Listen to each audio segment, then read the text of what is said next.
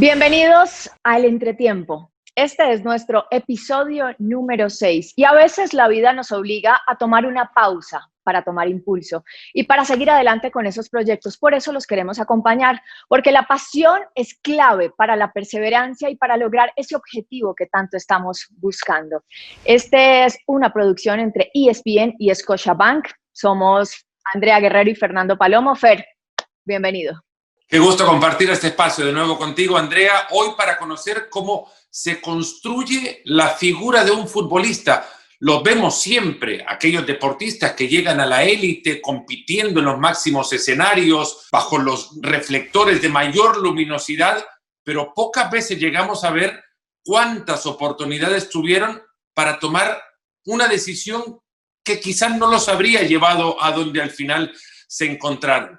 En la construcción de esa carrera, hoy nos vamos a encontrar con un jugador que ganó UEFA Champions League, que militó en los clubes más importantes de Europa, que vistió la camiseta de su selección nacional en una Copa del Mundo y que construyó su carrera en base a decisiones. Luis García Sanz, bienvenido al Entretiempo. ¿Cómo estás? Todo muy bien, Fernando. Un placer saludaros, Andrea. Y nada, un gusto estar aquí para que podamos hablar, como bien dices, de todo ese camino que hay hasta llegar a lo que vemos todos en la televisión. En esas decisiones, Luis, ¿encontraste en algún momento, y si empezás a repasar tu carrera, tu vida misma, encontrás que llegás a bifurcaciones en el camino? O un camino para un costado o para el otro. ¿Cuántas veces te enfrentaste ante la necesidad de tomar una decisión que ahora mirás y decís, qué fortuna que tuve que tomar la decisión en ese momento correcta? Yo creo que al final, Fernando, todos tomamos muchas decisiones inconscientemente en el día a día y evidentemente en la carrera futbolística la tomas desde el principio, desde bien pequeñito. Si empiezo a pensar cuándo pensé yo o cuándo quería ser yo jugador de fútbol, la verdad nunca lo piensas, pero desde bien pequeñito yo sabía que quería ser jugador de fútbol. Evidentemente, nunca uno sabe que si lo va a conseguir o no lo va a conseguir, simplemente va dando pasos y mediante esos pasos se van creando lo que tú dices, esas diferentes bifurcaciones en las cuales tienes que tomar, voy por aquí, voy por allá. Y yo recuerdo, por ejemplo, mi primera en aquel momento, estando en un club con 12 añitos, y te estoy hablando de hace muchos años, 12 añitos en la cual estoy entrenando con un grupo de amigos con los que tenía mucho cariño, estaba contento, pero mi papá y mi tío decidieron que si quería tener alguna opción en algún futuro, me cambiase a otro equipo de donde yo vivía, el San Gabriel, un equipo modesto del barrio, pero que tenía una conexión pequeña con el FC Barcelona. Esa decisión para mí fue, ¿cómo te diría?, desastrosa en aquel momento, porque yo dejaba a mis amigos con 12 añitos, ya tenía mi grupo, ir a un equipo nuevo, llegué y no me aclimaté. Yo me recuerdo salir del primer entrenamiento llorando porque no me gustaban mis compañeros, porque no me pasaban la pelota, y llegar a casa con esa frustración de decir, ¿por qué he tenido que tomar esa decisión si no era la que quería? Bueno, años después esa decisión fue bien tomada y tuve la suerte de firmar por el Barcelona. Y así, sucesivamente, durante toda mi carrera ha habido que tomar ese tipo de decisiones, unas más acertadas, otras menos, pero bueno, a día de hoy puedo decir que en aquel momento pensaba que eran las mejores y tuve suerte de que, bueno, pues en el camino y con el trabajo que se fue poniendo encima, pues se consiguió pues llegar a ser profesional. Luis, la pasión es clave para reflejar la perseverancia y acercarnos al objetivo. La determinación es importantísima para poderte levantar de las derrotas, para aceptar algunos fracasos que te da la vida, y el respeto para aprender a valorar lo que le aporta el otro a cada uno de nosotros. ¿Qué fue lo más valioso que te entregó este largo camino y que hoy puedes disfrutar y ponderar como esas virtudes ya desde fuera de las canchas? Ah, qué buena. La verdad que yo creo que al final todo el deporte te da una serie de valores que utilizas luego en tu vida, evidentemente. Podemos hablar, yo recuerdo cuando estuvimos en el primer partnership que hizo el Scotiabank con Barcelona, que lo hicimos en México, para presentar esa unión, y ahí se hablaron de que las dos partes compartían los mismos valores. Fíjate, una compañía de banca con un equipo de fútbol, que al principio suena como raro, pero se comparten los mismos valores. Y es que al final, dentro del mundo del fútbol y de cualquier deporte, esos valores están presentes. Y yo, que tuve la suerte de empezar en el mundo del deporte desde muy pequeño, pues, por ejemplo, vámonos a lo que es la palabra clave de esos valores, el heart ese que le dicen, con la H, la humildad, el esfuerzo, el trabajo en el equipo, el respeto, como bien has dicho. Al final ese tipo de valores se te quedan y luego uno los utiliza en su día a día. Cuando ya eres más grande, con tus hijos, intentas devolverles o pasarles ese tipo de valores y en tu día a día hay diferentes maneras de ver cuando uno termina el fútbol. Unos van para la televisión, otros van para entrenadores y siempre con ese tipo de valores, porque lo llevas haciendo toda tu vida. Ese tipo de valores se te queda y yo creo que eso es fundamental en el día a día. Luis, has crecido futbolísticamente en una estructura que abraza, que arropa al talento joven. ¿Cuánto valor tiene, visto a la distancia, obviamente, con tu edad y con la realidad que viviste en su momento como niño, que existan proyectos sociales de asistencia al sueño de los chicos, como antes lo he mencionado, el trabajo en conjunto con un club de semejante relevancia entre una empresa bancaria y un club de fútbol para llevar este tipo de estructura al sueño de los niños? ¿Cuánto crees que vale esto en el crecimiento de un niño integral? No tiene precio, Fernando. La verdad que es absolutamente increíble. Yo he tenido la suerte de estar en eventos de ese tipo, en activaciones de este tipo, donde el programa social, tanto de Scotiabank como de Barcelona, esa unión ha conseguido que muchísimos niños alrededor del mundo tengan posibilidades que normalmente no se tienen. Porque al final talento, te puedo decir que hay en todos sitios, en todos los rincones del mundo. Lo que pasa es que esos talentos a veces los vemos y otras veces no los vemos. Hoy en día esa posibilidad se extiende a todos los continentes, a todos los países, ya que este tipo de opciones, de programas sociales, ayudan a que esos talentos que hay escondidos en muchos sitios puedan aparecer. Yo he vivido esa experiencia, yo he estado en un clinic con chicos de Honduras, de Chile, de El Salvador, de México, y la cara que ellos tenían cuando estábamos jugando o entrenando, la ilusión, la pasión que le ponían, es exactamente la misma que la que le ponen los jugadores de primera división, simplemente que ellos en algún momento no han tenido esa posibilidad. Entonces esa oportunidad yo creo que es fantástica y bueno, en ello estamos. Yo cada vez que, ya te digo, he tenido la oportunidad, lo he disfrutado, hemos hablado con ellos, les hemos contado historias, experiencias nuestras durante mi carrera y cómo les puede ayudar en su futuro, pero sobre todo, como te digo, me quedo con esos detalles, ¿no? Cómo ellos valoran el que esa oportunidad que se les da, al final tiene mucha más exposición para un futuro futbolístico. Luis, precisamente, ¿cómo hubiera cambiado tu vida si hubieras tenido esas oportunidades que hoy entrega Scotiabank? O sea, de alguna forma esto puede transformar la vida de un niño que sueña con convertirse en profesional. Totalmente, porque al final yo creo que hoy en día tenemos muchísima información y los chicos la tienen. Tienen su teléfono, sale por la televisión, está en internet. ¿Cuáles son los valores que se necesitan? ¿Qué condiciones se necesitan? El talento es importante, pero hay que trabajar. O sea, ellos lo tienen claro, pero no es lo mismo. No es lo mismo cuando tú te presentas delante de un grupo, cuando ellos tienen esa experiencia de decir, ostras, ha venido el Barcelona para hacernos un clinic. Ostras, estoy compitiendo contra otro país. Estoy compitiendo contra otro grupo de chicos que están viviendo esa misma ilusión. Entonces ellos es cuando se ponen realmente, porque jugar en la calle, al final todos podemos jugar en la calle, pero cuando estoy envuelto en una competición, en un clinic donde me están enseñando y me están pasando ese tipo de valores, es cuando mi mentalidad cambia y digo, puedo tener la oportunidad quizás de ser futbolista, porque si yo hago esto que he visto, esto que me han dicho y yo tengo ese talento, ¿por qué no? Hay veces las decisiones, bueno, son personales, obviamente.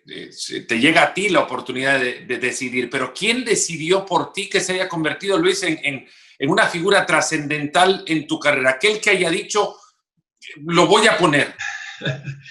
Yo creo que pasa durante muchos periodos de la carrera, para bien y para mal, ¿eh? O sea, al final hay muchas decisiones durante el camino que, como te comentaba, que cambian o pueden cambiar el futuro. Para mí, por ejemplo, esa decisión de cuando era pequeño, de mi tío y mi papá decidiendo cambiarme de equipo, fue la primera.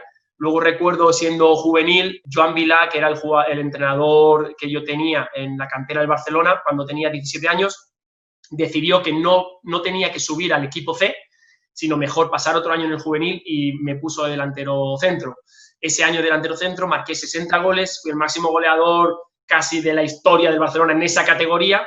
hasta que llegó un chico llamado Messi, que entonces se la borró todos esos números, pero me dio esa oportunidad, esa decisión de que él me tuviese ese año, de que me instruyese de cómo moverme como delantero, cómo pensar, cómo entender el fútbol, cambió lo que podía haber sido mi futuro, porque en ese momento de 17, 18, 19 es un momento clave, porque ahí es donde el siguiente paso debe ser un buen paso, una buena decisión, o realmente puede quizá parar tu carrera futbolística, pero de un plumazo. Entonces tienes que estar muy pendiente y sobre todo poner todo en el asador si quieres realmente llegar a ser un jugador profesional.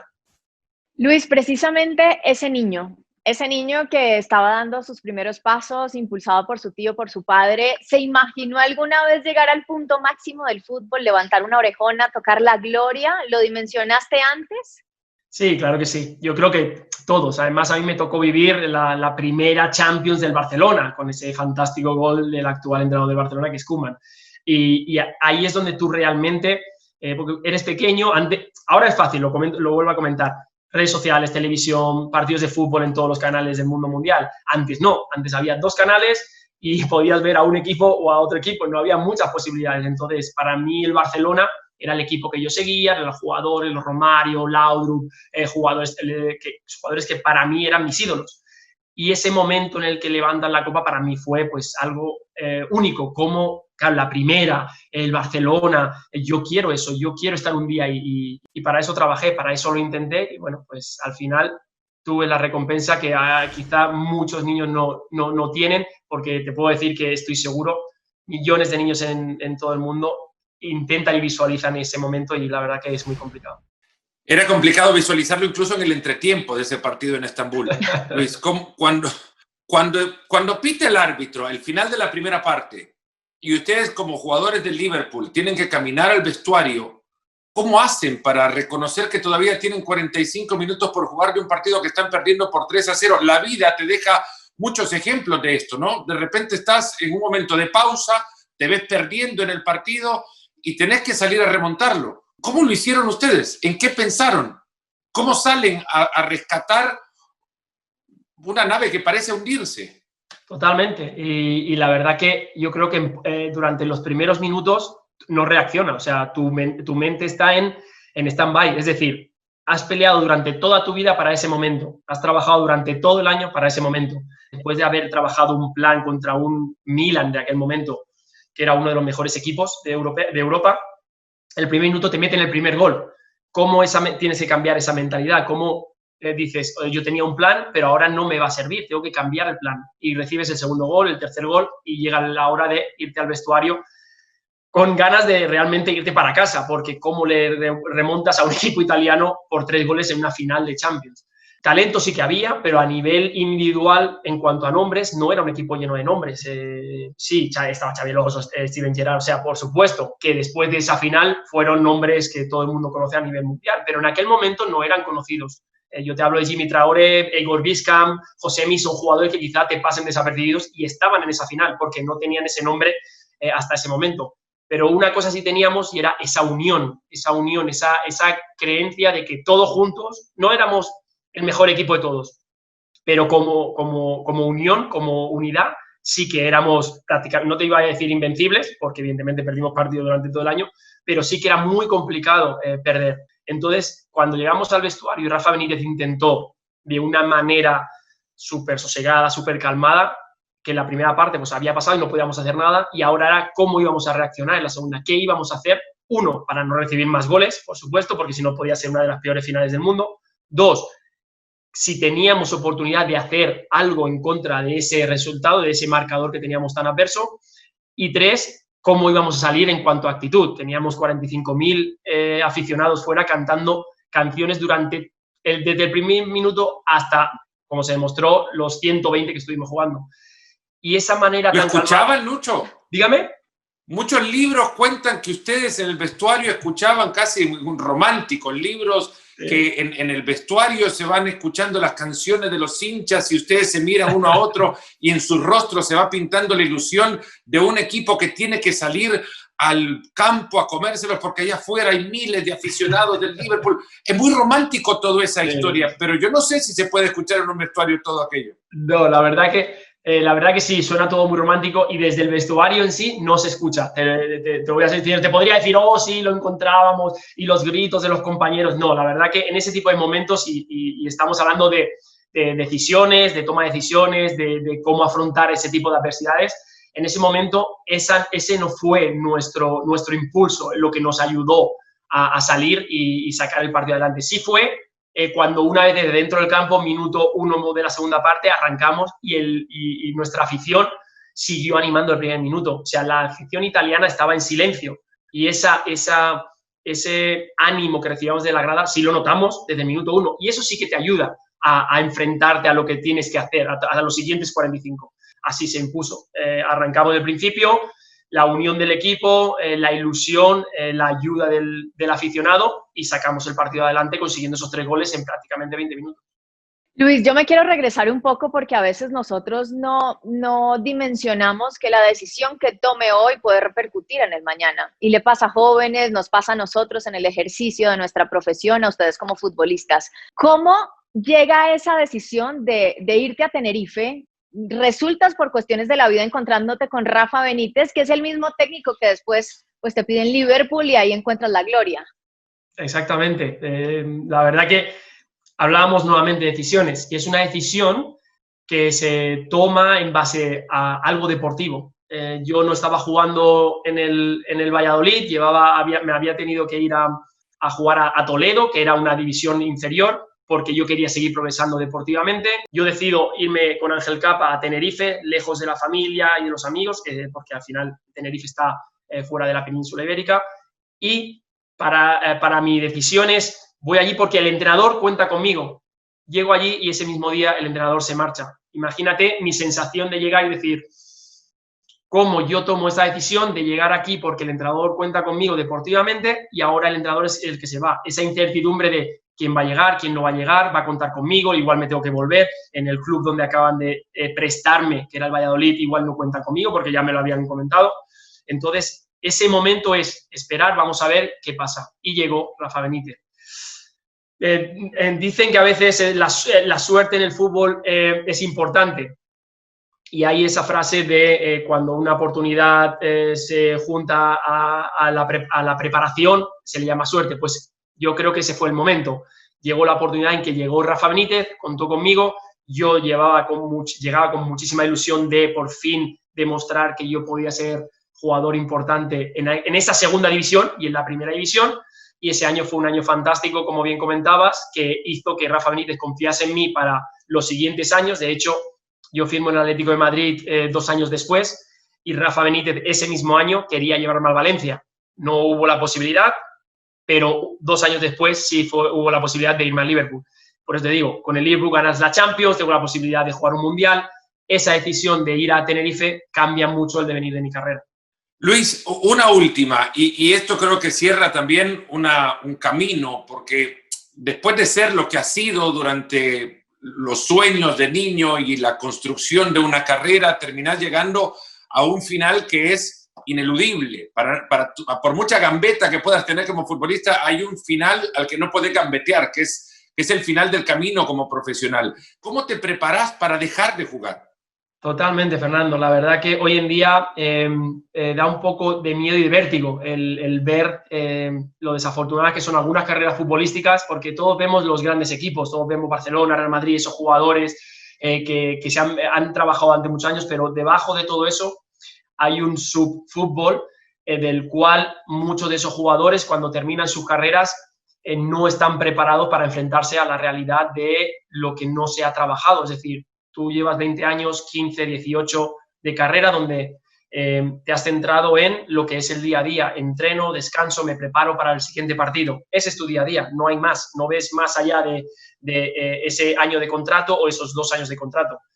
Pero de repente llega el momento en el que termina tu carrera y entra el abismo. Muy pocos te preparan o nadie se prepara o está preparado para ese abismo de ¿y ahora qué? Porque no sabes qué hacer. Hay muchos que dicen, no, yo quiero ser entrenador. Sí, para ser entrenador tienes que sacarte primero el título y como tú piensan el 80% de los exjugadores que terminan su carrera futbolística. Yo tuve la suerte de que según terminaba mi carrera, a mí me gustaba la televisión, lo había visto, pero me pasó exactamente lo mismo. Llegué, me ofrecieron la posibilidad de trabajar en la televisión, tuve la suerte de que un grupo en Miami me acogiese, un grupo de trabajo fantástico, y, ostras, me encontré en un surrounding, un environment que para mí era totalmente nuevo. No sabía cuándo tenía que hablar, cuando me hablaban por aquí, qué era lo que me decía él, yo tenía que hablarlo, era un idioma diferente.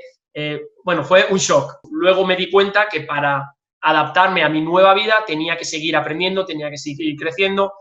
Vi que llegaban opciones de trabajo en cuanto a sí que puedo ser entrenador, pero no era algo que me llamaba, podría ser directivo, pero yo no estaba preparado para ser directivo de un club porque hay muchas cosas que no controlamos. Entonces decidí que tenía que ponerme en marcha y así es como hice. Soy una persona que no tengo miedo a los retos y empecé a trabajar. Me apunté a un máster que hacía UEFA durante 2 años, estuve preparándome. Visité muchos sitios en el mundo donde aprendí muchísimas cosas con diferentes culturas, con diferentes personas de diferentes ámbitos para ampliar un poco mis miras y poder aprender algo fuera del fútbol. Y eso es lo que me ayudó a darme cuenta de que hay muchas cosas por hacer, de que nosotros como exjugadores debemos y tenemos la obligación de pasar nuestra experiencia a los jóvenes que llegan, y eso empieza desde lo que me comentas, que se preparen para cuando llegue el final del fútbol, sepan que hay algo más, y eso puedes hacerlo totalmente hoy en día mientras está tu carrera, y eso es una obligación nuestra como exjugadores, y a partir de ahí, pues bueno, seguir preparándome para lo que me depara el futuro. Sí, tengo un máster, he aprendido una lengua diferente, tengo mis carnet de entrenador, pero sigo aprendiendo. ¿Por qué? Porque al final el mundo cambia muy rápido hoy en día y hay que adaptarse a todo lo que, como estáis viendo, nos está pasando hoy en día. Hoy tuvimos un privilegio enorme y es haber podido conocer muy de cerca la vida antes, durante y después de un futbolista muy exitoso y que logró la gloria. Andrea, ha sido una experiencia fascinante conocer el camino de Luis García Sanz desde sus inicios hasta su actual etapa, siempre dentro de lo que le apasiona, el fútbol. A nombre de Scotiabank e ESPN, muchísimas gracias por habernos acompañado en otro episodio más del Entretiempo. Andrea, gracias. Hasta el próximo. Un placer, Fer. Luis, gracias.